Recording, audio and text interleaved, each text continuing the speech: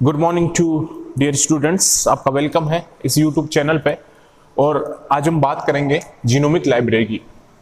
Genomic library में हमने कल देखा था कि जीनोमिक लाइब्रेरी क्या होती है, कि जो क्या रखता है कि कलेक्शन करते हैं किसका, डीएनए सीक्वेंसेस का।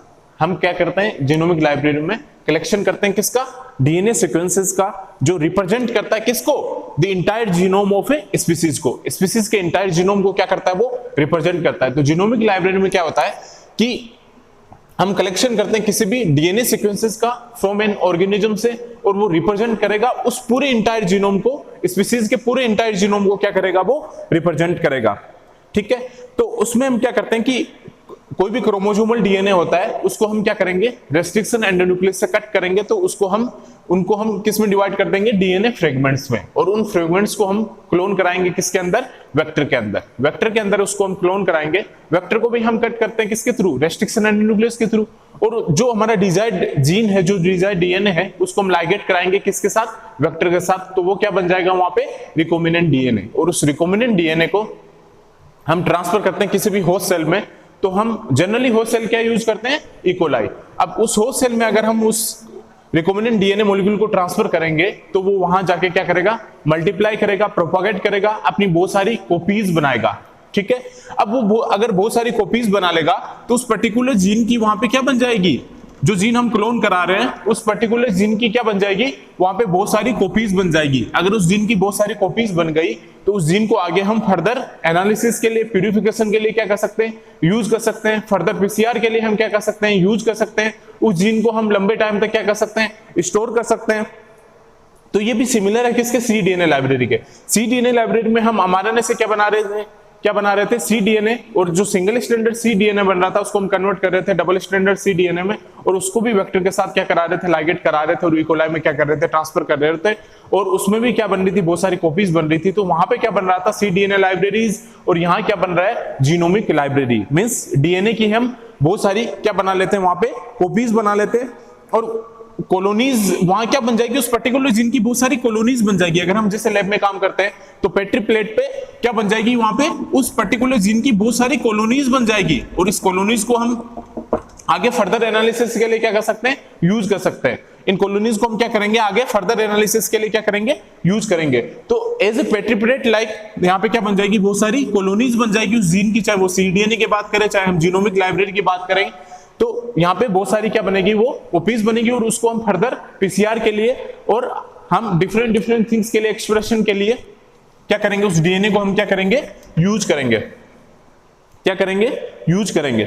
तो अब जैसे मान लो ये क्रोमोसोमल डीएनए पूरा का पूरा क्या है, ये क्रोमोसोमल डीएनए है। ठीक है, ये क्रोमोसोमल डीएनए है, क्रोमोसोमल डीएनए है। इसको हम क्या करेंगे, पार्शियल डाइजेस्ट करेंगे। इसको हम पार्शियल डाइजेस्ट करेंगे किसके through, partial digest by restriction endonuclease के थ्रू। मैं रेस्ट्रिक्शन एंडोन्यूक्लियस को शॉर्ट फॉर्म में हम लिख सकते हैं R.E. ठीक है, तो ये क्या है, रेस्ट्रिक्शन एंडोन्यूक्लियस। तो ये क्रोमोसोमल डीएनए है, इसको अगर हम पार्शियल डाइजेस्ट करते हैं रेस्ट्रिक्शन एंडोन्यूक्लियस में, तो अगर पार्शियल डाइजेस्ट करेंगे तो इसके ऐसे हमें फ्रेगमेंट्स मिलेंगे। कैसे फ्रेगमेंट्स मिलेंगे, ऐसे हमें डीएनए के फ्रेगमेंट्स मिलेंगे, क्योंकि हम इसका क्या कर रहे हैं, पार्शियल डाइजेशन कर रहे हैं किसके थ्रू, बाय रेस्ट्रिक्शन एंडोन्यूक्लियस के थ्रू। रेस्ट्रिक्शन एंडोन्यूक्लियस क्या होता है, मॉलिक्यूलर सीजर्स होता है, जो क्या करता है, डीएनए को क्या करता है, वो डाइजेस्ट करता है। और वो भी कौन से डीएनए को, मैंने क्या बताया था कि रेस्ट्रिक्शन एंडोन्यूक्लियस कौन से डीएनए को कट करता है, सिंगल स्टैंडर्ड को कट करता है, नहीं। रेस्ट्रिक्शन एंडोन्यूक्लियस हमेशा डबल स्टैंडर्ड डीएनए को ही क्या करता है, कट करता है। रेस्ट्रिक्शन एंडोन्यूक्लियस कट करेगा हमेशा किसको, ओनली डबल स्टैंडर्ड डीएनए को ही क्या करता है, वो कट करता है। कभी भी restriction endonuclease single standard DNA को कट नहीं करता है। वो किसको कट करता है, डबल स्टैंडर्ड डीएनए को ही क्या करता है, कट करता है। कौन, रेस्ट्रिक्शन एंडोन्यूक्लियस। तो ये क्रोमोसोमल डीएनए है, अगर इनका हमने पार्शियल डाइजेशन किया रेस्ट्रिक्शन एंडोन्यूक्लियस के थ्रू, तो हमें ये डीएनए के फ्रेगमेंट्स मिले। ठीक है, अगर अब हमें ये डीएनए के फ्रेगमेंट्स मिले तो हम इसको क्या कराएंगे, किसी भी वेक्टर के साथ क्या करा देंगे, क्लोन कराएंगे। तो ये जो जीन है, ये वाले जो जीन है, इनको हम इंसर्ट करेंगे, इंसर्टेड इनटू इस वेक्टर के अंदर। इस वेक्टर, ये जो जीन है, इन जीन को हम इस वेक्टर के अंदर क्या करेंगे, इंसर्ट करेंगे। तो इस वेक्टर को भी हम कट करेंगे किसके थ्रू, रेस्ट्रिक्शन एंडोन्यूक्लियस के थ्रू इस वेक्टर को भी हम कट करेंगे। क्योंकि चाहे वो हमारा डिजायर्ड जीन हो, चाहे वो हमारा डिजायर्ड जीन हो, चाहे वो वेक्टर हो जिसके अंदर हमें क्लोन करा रहा है, दोनों को हम सेम रेस्ट्रिक्शन एंडोन्यूक्लियस से क्या करते हैं, कट करते हैं। तो इस वेक्टर को भी मैंने यहाँ रेस्ट्रिक्शन एंडोन्यूक्लियस से कट कर दिया, और इस क्रोमोसोमल डीएनए को भी हमने पार्शियल डाइजेस्ट कराया किसके थ्रू, रेस्ट्रिक्शन एंडोन्यूक्लियस के थ्रू हमने क्या कराया, पार्शियल डाइजेस्ट कराया। तो अब ये जीन को हमने वेक्टर के अंदर क्या कर दिया, इंसर्ट कर दिया।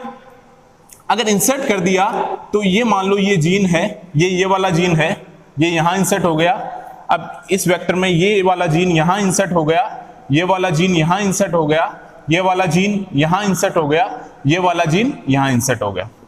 तो इस वेक्टर के अंदर हमने जीन को क्या करा दिया, इन वेक्टर के अंदर हमने जीन को क्या करा दिया, इंसर्ट करा दिया। मैंने इसमें ये वाला जीन इंसर्ट करा दिया, इसमें इस वेक्टर में ये वाला जीन इंसर्ट कराया, इस वेक्टर में ये वाला जीन इंसर्ट कराया, इस वेक्टर में ये वाला जीन इंसर्ट कराया, और लाइगेज एंजाइम के थ्रू इनको हमने क्या कर दिया, जीन को वेक्टर के साथ क्या कर दिया, हमने लाइगेट कर दिया। जीन को वेक्टर के साथ हमने क्या कर दिया, लाइगेट कर दिया। अब ट्रांसफॉर्म करेंगे किसमें, इन इकोलाई सेल में। अब इन वेक्टर को हम क्या करेंगे, ट्रांसफॉर्म करेंगे किसके अंदर, इकोलाई सेल के अंदर। ट्रांसफॉर्म इनटू ए इकोलाई सेल के अंदर। इकोलाई सेल में क्या ले रहा हूं मैं, होस्ट यूज कर रहा हूं। तो ये वेक्टर को हमने ट्रांसफॉर्मेशन, जो प्रोसेस कौन सी हो रही है यहां, ट्रांसफॉर्मेशन। कौन सी प्रोसेस फॉलो कर रहे हैं हम यहां, ट्रांसफॉर्मेशन। क्योंकि ये जो रिकॉम्बिनेंट डीएनए बन चुका है भाई, ये जीन मैंने वेक्टर के अंदर इंसर्ट कराया, ये जीन मैंने वेक्टर के अंदर इंसर्ट कराया, तो ये जो जीन और वेक्टर मिलके यहाँ पे क्या बना दिया इन्होंने, रिकॉम्बिनेंट डीएनए मॉलिक्यूल। और इसको अब हम क्या कर रहे हैं, ट्रांसफॉर्मेशन कर रहे हैं। ट्रांसफॉर्मेशन किस में कर रहे हैं, इनटू इन इकोलाई सेल में। इकोलाई सेल को हम एज ए होस्ट यूज कर रहे हैं। क्या यूज कर रहे हैं, होस्ट सेल यूज कर रहे हैं। तो हमने ट्रांसफॉर्मेशन, इस प्रोसेस को हम क्या बोलेंगे, ट्रांसफॉर्मेशन। इस प्रोसेस को हम क्या बोलेंगे, ट्रांसफॉर्मेशन बोलेंगे। तो अगर मैं यहाँ 3 ही ले रहा हूं, यहाँ हमने 5 किए हैं, 5 किए हैं, तो हम यहाँ 3 ही ले रहे हैं मान लो। तो अब यहाँ पे क्या है, इकोलाई का क्रोमोजोम भी है, इकोलाई का क्या है, क्रोमोजोम भी है, इकोलाई का क्रोमोजोम भी है। इकोलाई अपना खुद का जेनेटिक मटेरियल रखता है, यहाँ क्रोमोजोम है। अब ये हमारा वो डिजायर्ड, ये वाला डिजायर्ड डीएनए फ्रेगमेंट्स और वेक्टर है, ठीक है। ये हमारा तीनों क्या है, रिकॉम्बिनेंट डीएनए। ये मैंने यहाँ ट्रांसफर कर दिया किसमें, इकोलाई सेल में। तो ये अगर हमने क्या कर दिया, ट्रांसफॉर्म कर दिया किसमें, इकोलाई सेल में। इकोलाई सेल को हम एज ए होस्ट यूज कर रहे हैं। तो ये जो रिकॉम्बिनेंट डीएनए ये आ गया किसके अंदर, इकोलाई सेल के अंदर। रिकॉम्बिनेंट डीएनए किसके अंदर आ गया, इकोलाई सेल के अंदर। मैं ये 3 डीएनए ले रहा हूं, अभी 3 रिकॉम्बिनेंट डीएनए ले रहा हूं, ठीक है। बाकी 5 भी ले सकते हो। तो ये इकोलाई का खुद का क्या है, अपना क्रोमोजोमल डीएनए। इकोलाई का खुद का क्या है यहाँ पे, क्रोमोजोमल डीएनए। अब क्या करेगा, ये क्या करेगा, मल्टीप्लिकेशन करेगा। ये क्या करेगा, यहाँ पे मल्टीप्लिकेशन करेगा, प्रोपागेशन करेगा, और अपनी बहुत सारी कॉपीज बनाएगा। ये जो डीएनए है ये क्या बनाएगा, अपनी बहुत सारी यहाँ कॉपीज बना लेगा। क्या बनाएगा, बहुत सारी कॉपीज बनाएगा। ये क्रोमोजोमल डीएनए है, ये भी यहाँ पे क्या बनाएगा, बहुत सारी अपनी कॉपीज बनाएगा, ठीक है। ये बहुत सारी कॉपीज बनाएगा। ये यहाँ पे क्या है, इकोलाई का क्रोमोजोमल डीएनए है, ये भी यहाँ पे बहुत सारी अपनी क्या बनाएगा, कॉपीज बनाएगा, ठीक है। तो ऐसे करके ये बहुत सारी कॉपीज बना लेगा। और ये क्या है, यहाँ पे इकोलाई का क्या है, क्रोमोजोमल डीएनए है। अब क्या होगा कि अगर इन्होंने बहुत सारी कॉपीज बना ली तो ये हमें कॉलोनीज बन जाएगी उस पर्टिकुलर जीन की। इस जीन की हमें यहाँ पे क्या मिलेगी, बहुत सारी कॉलोनीज। इस जीन की हमें यहाँ पे बहुत सारी क्या मिल गई, कॉलोनीज मिल गई। यहां भी हमें क्या मिल गई, बहुत सारी कॉलोनीज मिल गई। इस जीन की भी हमें यहां पे क्या मिल गई, बहुत सारी कॉलोनीज मिल गई, ठीक है। तो ये कॉलोनीज मिल गई हमें पर्टिकुलर जीन की। ये क्या होगी, colonies of a particular gene की। तो हमें इस जीन की बहुत सारी कॉलोनीज मिल गई। तो क्या मिल गई हमें, यहां पे बहुत सारी कॉपीज मिल गई।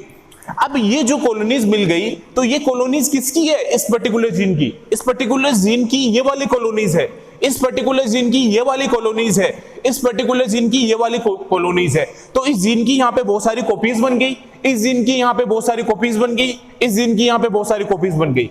तो अगर बहुत सारी कॉपीज बन गई तो इन जीन को हम लंबे टाइम तक क्या कर सकते हैं, स्टोर कर सकते हैं और फर्दर हम यूज कर सकते हैं इन दी पीसीआर के लिए, पॉलीमरेज चेन रिएक्शन के लिए भी इन जीन्स को हम क्या कर सकते हैं, यूज कर सकते हैं और इन जीन को हम क्या कर सकते हैं, लंबे टाइम तक स्टोर कर सकते हैं। तो हम क्या बोल सकते हैं कि वो क्या बन गई वहां पे, जीनोमिक लाइब्रेरी, क्योंकि उन जीन की बहुत सारी कॉपीज बन चुकी है, बहुत सारी कॉलोनीज बन चुकी है उन जीन की, तो हम इनको क्या बोलेंगे कि वो क्या बन गई, पूरी की पूरी जीनोमिक लाइब्रेरी, वो क्या बन गई, जीनोमिक लाइब्रेरी।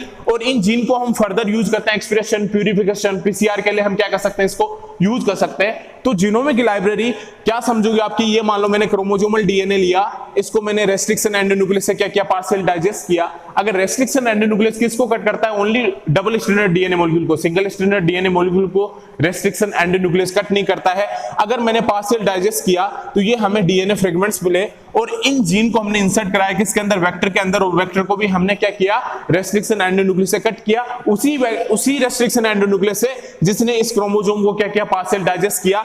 इसके बाद इन जीन को, जो डिजाइन जीन है, इनको हमने वेक्टर के साथ क्या करा दिया, लाइगेज एंजाइम के थ्रू क्या करा दिया, हमने लाइगेट करा दिया। अब लाइगेट करा दिया तो ये क्या बन गया, रिकॉम्बिनेंट डीएनए मॉलिक्यूल बन गया और इसको हम ट्रांसफर करेंगे किसके अंदर, होस्ट सेल के अंदर। होस्ट सेल हम यहां यूज करेंगे इकोलाई। इस प्रोसेस को हम बोलते हैं, क्या बोलते हैं, ट्रांसफॉर्मेशन। और जब इस प्रोसेस को ट्रांसफॉर्मेशन बोलते हैं तो इकोलाई का यहाँ पे अपना भी क्या होगा, जेनेटिक मटेरियल होगा, अपना क्रोमोसोम भी होगा, जेनेटिक मटेरियल भी होगा। और ये जीन जो रिकॉम्बिनेंट डीएनए, ये किस में आ गए, इकोलाई सेल में। और इकोलाई सेल होस्ट में आके वो क्या करेंगे, मल्टीप्लाई करेंगे, मल्टीप्लिकेशन करेंगे, प्रोपागेशन करेंगे, अपनी कॉपीज को क्या करेंगे, कॉपीज नंबर को इंक्रीज करेंगे, अपनी कॉपीज बनाएंगे। तो यहां पे ये इनकी क्या बन गई, इसने यहां पे बहुत सारी कॉपीज बनाई, यहां भी कॉपीज बनाई। अब क्या होगा कि हमें इस जीन की, उस पर्टिकुलर जीन की हमें बहुत सारी कॉपीज मिल गई, उस जीन की हमें बहुत सारी कॉलोनीज मिल गई। तो अब अगर उस पर्टिकुलर जीन की हमारे पास बहुत कॉपीज हो गई तो इसको हम बोल सकते हैं कि वो क्या है, जीनोमिक लाइब्रेरी। और इसमें हम जीन को क्या कर सकते हैं, लंबे टाइम तक स्टोर कर सकते हैं, उसको फर्दर यूज करते हैं हम किसी भी प्रोसेस के लिए, पीसीआर प्रोसेस के लिए हम क्या कर सकते हैं, उसको यूज कर सकते हैं। तो ये ऑल आर प्रोसेस क्या है, is a genomic library. I hope कि आपको समझ में आया होगा, कहीं कोई कंफ्यूजन नहीं है इसमें, एकदम इजीली समझाया मैंने, इजीली कि जीनोमिक लाइब्रेरी क्या होता है। तो आपको होप कि बिल्कुल समझ में आया होगा। ये कोई डाउट होगा तो मुझे आप पूछ सकते हैं, लेकिन मुझे उम्मीद है कि आपको अच्छे से समझ में आया है जीनोमिक लाइब्रेरी। क्लियर है आपको जीनोमिक लाइब्रेरी। अब जो मेजर डिफरेंस है जिनकी हम बात करते हैं कि cDNA लाइब्रेरी और जीनोमिक लाइब्रेरी में क्या क्या डिफरेंसेस हो सकते हैं। तो जीनोमिक लाइब्रेरी में हम प्रमोटर को यूज कर सकते हैं, प्रमोटर यूज करते हैं किसमें, जीनोमिक लाइब्रेरी में। तो प्रमोटर क्या होता है, इसे डीएनए सीक्वेंस होता है। प्रमोटर क्या होता है, promoter is a DNA sequence, जहां पे क्या होता है, आरएनए पॉलीमरेज क्या करता है, बाइंड करता है और ट्रांसक्रिप्शन को क्या करता है, इनिशिएट करता है। मैं क्या बोल रहा हूं कि जब डीएनए से आरएनए बनाते हैं तो उस प्रोसेस को हम क्या बोलते हैं, ट्रांसक्रिप्शन बोलते हैं। और अगर ट्रांसक्रिप्शन बोलते हैं तो कौन सा एंजाइम काम होता है वहां पे, आरएनए पॉलीमरेज। और आरएनए पॉलीमरेज कैसे इस ट्रांसक्रिप्शन को स्टार्ट करेगा, जब आरएनए पॉलीमरेज किस पे बाइंड करेगा, प्रमोटर पे बाइंड करेगा, तो वो ट्रांसक्रिप्शन को क्या कर देगा, इनिशिएट कर देगा। तो प्रमोटर क्या होता है, इज ए डीएनए सीक्वेंस। और प्रमोटर क्या होगा, इज ए डीएनए सीक्वेंस, वहां पे क्या करेगा, आरएनए पॉलीमरेज बाइंड करेगा उस प्रमोटर को और ट्रांसक्रिप्शन को क्या करेगा, वो इनिशिएट करेगा। तो जीनोमिक लाइब्रेरी में हम प्रमोटर को क्या कर सकते हैं, यूज कर सकते हैं। और जीनोमिक लाइब्रेरी में मैंने क्या बताया था कि इंट्रॉन्स या क्या रहते हैं, प्रेजेंट रहते हैं। जीनोमिक लाइब्रेरी में इंट्रॉन्स, जो नॉन फंक्शनल सीक्वेंस है, नॉन कोडिंग सीक्वेंस है, वो क्या रहती है, इंट्रॉन्स प्रेजेंट रहते हैं किसमें, जीनोमिक लाइब्रेरी में। इंट्रोस क्या रहेंगे, जीनोमिक लाइब्रेरी में प्रेजेंट रहेंगे। यहां पे इंटरजेनिक सीक्वेंस भी क्या रहती है, प्रेजेंट रहती है। इंटरजेनिक सीक्वेंस भी जीनोमिक लाइब्रेरी में क्या रहती है, प्रेजेंट रहती है। इंटरजेनिक सीक्वेंस भी जीनोमिक लाइब्रेरी में क्या रहेगी, प्रेजेंट रहेगी। और यहां पे क्या रहेंगे, नॉन एक्सप्रेस जीन, जो जीन एक्सप्रेस नहीं हुए हैं वो भी क्या रहेंगे, यहां प्रेजेंट रहेंगे। नॉन एक्सप्रेस जीन भी प्रेजेंट रहते हैं किसमें, जीनोमिक लाइब्रेरी में। तो जीनोमिक लाइब्रेरी में क्या क्या प्रेजेंट रहते हैं स्टूडेंट्स, कि वहां पे हम क्या कर सकते हैं, प्रमोटर यूज कर सकते हैं। प्रमोटर क्या होता है, जहां पे promoter is a DNA sequence, जहां पे आरएनए पॉलीमरेज क्या करेगा, प्रमोटर पे बाइंड करेगा और ट्रांसक्रिप्शन को क्या करेगा, इनिशिएट करेगा। क्योंकि जब डीएनए से आरएनए बनता है तो उस प्रोसेस को हम क्या बोलते हैं, ट्रांसक्रिप्शन बोलते हैं। वहां कौन सा एंजाइम हम यूज करते हैं, आरएनए पॉलीमरेज एंजाइम यूज करते हैं। और आरएनए पॉलीमरेज ट्रांसक्रिप्शन को कैसे इनिशिएट करता है, आरएनए पॉलीमरेज प्रमोटर पे बाइंड करेगा और ट्रांसक्रिप्शन को क्या करेगा, इनिशिएशन करेगा, तो हम जीनोमिक लाइब्रेरी में प्रमोटर को क्या कर सकते हैं, यूज कर सकते हैं। इंट्रोन्स क्या रहते हैं, प्रेजेंट रहते हैं किसमें, जीनोमिक लाइब्रेरी में, लेकिन cDNA लाइब्रेरी में इंट्रोन्स प्रेजेंट नहीं रहते हैं। cDNA लाइब्रेरी में इंट्रोन्स क्या रहते हैं, एब्सेंट रहते हैं। जीनोमिक लाइब्रेरी में इंट्रोन्स क्या रहेंगे, प्रेजेंट रहेंगे, जिनको हम नॉन फंक्शनल या इंटरमीनिंग सीक्वेंस बोल रहे थे। और यहाँ पे इंटरजेनिक सीक्वेंसेस भी प्रेजेंट रहते हैं किसमें, जीनोमिक लाइब्रेरी में। और यहाँ पे नॉन एक्सप्रेस जीन भी क्या रहते हैं, प्रेजेंट रहते हैं किसमें, जीनोमिक लाइब्रेरी में। अब cDNA लाइब्रेरी की अगर मैं बात करता हूं तो cDNA लाइब्रेरी में सबसे पहले तो आपको भी पता है कि cDNA लाइब्रेरी में इंट्रोन्स क्या रहते हैं, एब्सेंट रहते हैं, सिर्फ एक्सोन पार्ट ही क्या रहता है, प्रेजेंट रहता है। तो cDNA लाइब्रेरी में क्या होता है, आपको पता चल गया अब कि जीनोमिक लाइब्रेरी में क्या क्या चीज होती है, क्या क्या चीज होती है। प्रमोटर यूज होगा किसमें, जीनोमिक लाइब्रेरी में। और क्या क्या होगा, इंट्रोन्स प्रेजेंट होंगे, इंटरजेनिक सीक्वेंस प्रेजेंट रहेगी और नॉन एक्सप्रेस जीन प्रेजेंट रहेगा किसमें, इन जीनोमिक लाइब्रेरी में। cDNA लाइब्रेरी की अगर हम बात करते हैं तो यहाँ पे इंट्रोन्स क्या रहते हैं, एब्सेंट रहते हैं। इंट्रोन्स क्या रहेंगे, यहाँ पे एब्सेंट रहेंगे। इंट्रोन्स एब्सेंट रहता है किसमें, cDNA लाइब्रेरी में। और यहाँ पे क्या प्रेजेंट रहेगा, express gene, express gene present रहते हैं किसमें, cDNA लाइब्रेरी में। जबकि जीनोमिक लाइब्रेरी में क्या बताया था मैंने कि वहां पे नॉन एक्सप्रेस जीन प्रेजेंट रहते हैं किसमें, इन जीनोमिक लाइब्रेरी में। नॉन एक्सप्रेस जीन प्रेजेंट रहते हैं किसमें, जीनोमिक लाइब्रेरी में। cDNA लाइब्रेरी में एक्सप्रेस जीन क्या रहते हैं, प्रेजेंट रहते हैं। इंट्रोन्स क्या रहते हैं, यहाँ पे एब्सेंट रहते हैं। जबकि जीनोमिक लाइब्रेरी में इंट्रोन्स क्या थे, प्रेजेंट थे। इंट्रोन्स क्या थे, प्रेजेंट थे। और यहाँ पे ट्रांसक्रिप्शनल स्टार्ट साइट भी क्या होती है, प्रेजेंट होती है। ट्रांसक्रिप्शनल स्टार्ट साइट भी क्या कहां प्रेजेंट होती है, cDNA लाइब्रेरी में। ट्रांसक्रिप्शनल स्टार्ट साइट भी यहाँ पे क्या रहती है, प्रेजेंट रहती है कहां पे, cDNA लाइब्रेरी में। तो cDNA लाइब्रेरी और जीनोमिक लाइब्रेरी में अगर मेजर डिफरेंस की बात करते हैं तो cDNA लाइब्रेरी में इंट्रोन्स क्या रहते हैं, एब्सेंट रहते हैं, लेकिन जीनोमिक लाइब्रेरी में इंट्रोन्स क्या रहते हैं, प्रेजेंट रहते हैं। अगर यहाँ इंट्रोन एब्सेंट हो तो यहाँ प्रेजेंट क्या है, एक्सोन प्रेजेंट है किसमें, कोडिंग सीक्वेंस प्रेजेंट है किसमें, cDNA लाइब्रेरी में। एक्सोन को ही तो हम कोडिंग सीक्वेंस बोल लेते हैं, तो एक्सोन प्रेजेंट है किसमें, cDNA लाइब्रेरी में। मींस कोडिंग सीक्वेंस प्रेजेंट है किसमें, cDNA लाइब्रेरी में। और इंट्रोन्स यहाँ पे क्या है, एब्सेंट है। एक्सप्रेस जीन यहाँ अगर एक्सोन प्रेजेंट है, अगर यहाँ पे इंट्रोन एब्सेंट है, मींस नॉन कोडिंग सीक्वेंसेस अगर एब्सेंट है, सिर्फ कोडिंग सीक्वेंसेस एक्सोन प्रेजेंट है, तो अपने आप ही यहाँ पे क्या होगा, एक्सप्रेस जीन प्रेजेंट होगा। भाई जहां इंट्रोन प्रेजेंट रहेंगे वहीं तो क्या करेंगे, नॉन एक्सप्रेस जीन एक्सप्रेस करेंगे।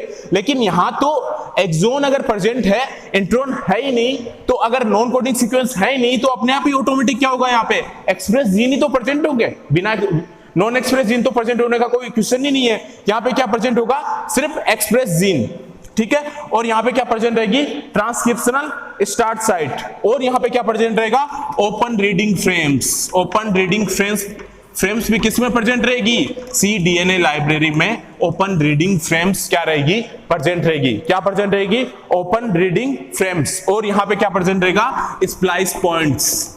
स्प्लाइस पॉइंट्स भी क्या प्रेजेंट रहेगा, cDNA लाइब्रेरी में क्या रहेगा, प्रेजेंट रहेगा।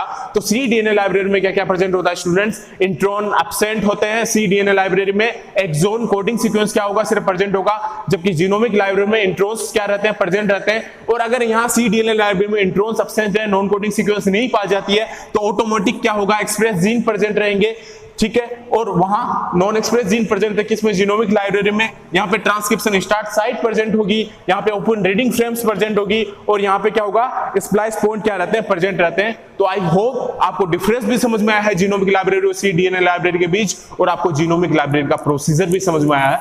थैंक यू, मिलते हैं आगे।